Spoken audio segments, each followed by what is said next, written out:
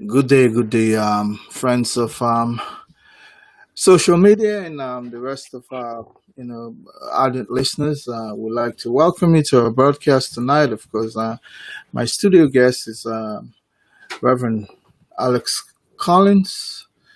Reverend Collins is also a resident of the state of Minnesota, and recently, Reverend Collins back and forth in Liberia and the United States, respectively. So he's both a resident of Magibi and also here in the United States, specifically the state of Minnesota.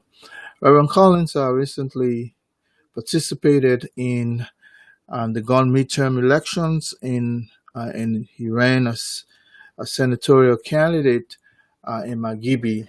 That election, of course, he fell short, and I think the election itself was won by former Speaker Nokwe.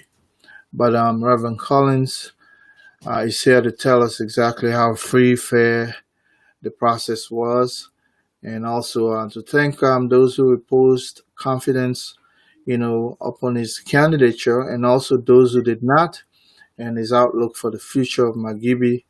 And slightly, it's a 1 hour conversation, hopefully, because tomorrow is fast spent. And Reverend Collins has always availed himself whenever we reach upon him, as a studio guest. He's a very honorable man who keeps up to his words. When he says he's coming on, he's coming on. Reverend Collins, on behalf of our team, welcome to our studio, sir. Thank you, and gonna great, and all of those that are watching. Good evening. I thank you. It's an honor to be with you again. I believe I recall when I was in Liberia, we had a conversation, and I'm glad that we can follow up on that conversation even while I'm here in the U.S. Thank you so much. And Reverend Collins, without further ado, you recently contributed your candidature, and also you avail yourself to your people as you've always done. But this time you're looking at doing it from the political landscape. In other words, you wanted to go into the House of Parliament and see if you can represent your people and the people of Liberia from that end. We all know, of course, you did not make it through, but you are not a guy who gives in easily. I've known you for years. I don't know you to be someone who abandons his will. Whatever you put in the hands of God, normally comes into perspective. But you were there recently, so just give us an overview of the entire process. What is it like running for public office in Liberia, especially in a county like Magibi? Well, I would say that it was a great experience. As you know, I've been working in Magibi County for the past 10 years, since 2010. I've done a lot for the county. I've been a real voice, a real face in the county. Done a lead in a lot of their projects, helping the police department, bringing the mayors overseas, taking mayors from here to there, just helping in other ways, whether it's the school system or it was the police department. We've been very involved on the leadership level in the county for 10 years. And so the citizen called on us to participate in the process in the 2020 Midterm Senatorial election. That discussion went on for, I believe, 2-3 years. Obviously, we had some relationship there with political parties that we work with. We got on the ground, as you know, and things changed. And so we had to build our team under 3 months. We had to build a team from the ground up, set a new campaign team, new campaign manager, trying to tour the county that is over 200,000. So overall, we are proud of what we did.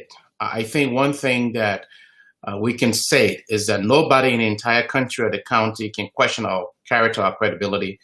We went into it as people of integrity, and we maintained the integrity throughout the process. And we came out of the process being the most talked about candidate. Yes, we did not win. I did not win, but I think we need to know that victory is not just at the end. At times, victory is in the process. And in this, I can say that I don't have a sense of someone who did not win an election. I think prior to entering the race, I can say now, being on the ground, that about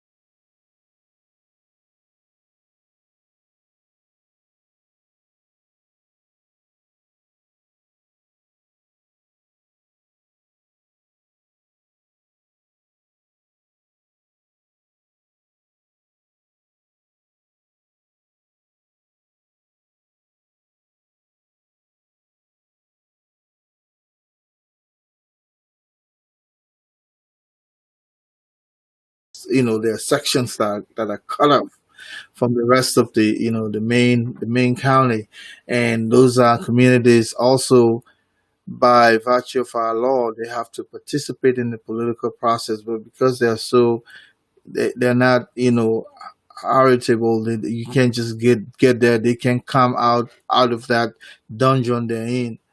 um did you feel like everybody that wanted to at least participate in this in that process had the opportunity, due to no fault of their own? Say, for instance, do you think there are certain communities there that could not even reach to the voting center because they just didn't have the ability to do so?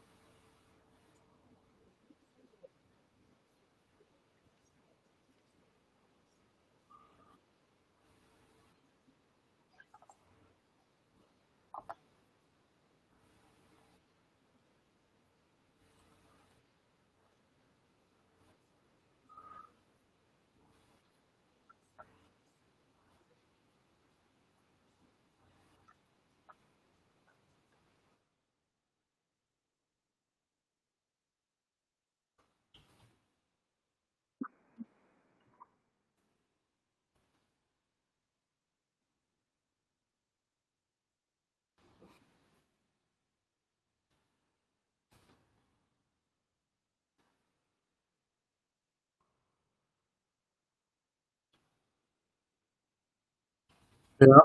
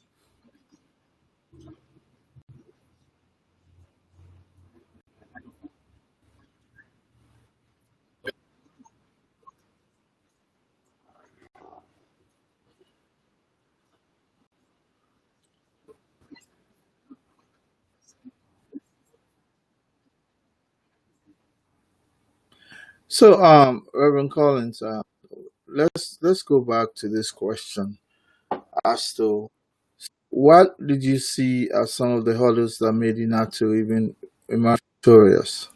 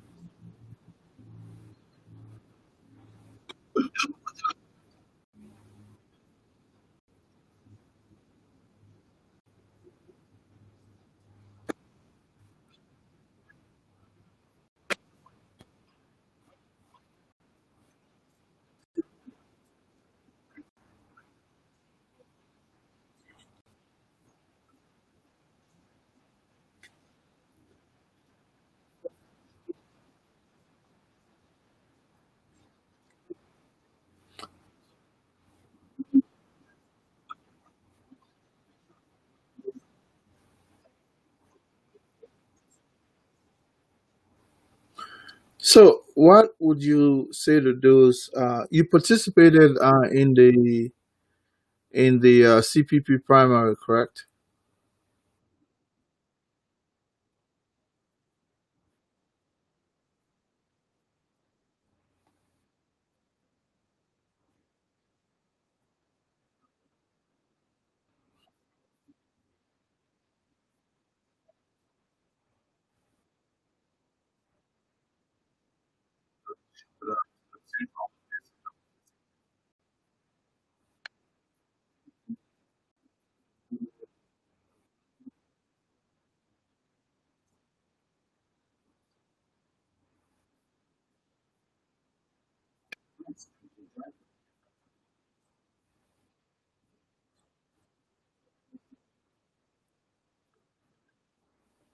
You know, one could say Reverend Collins is a very decent man who means his word.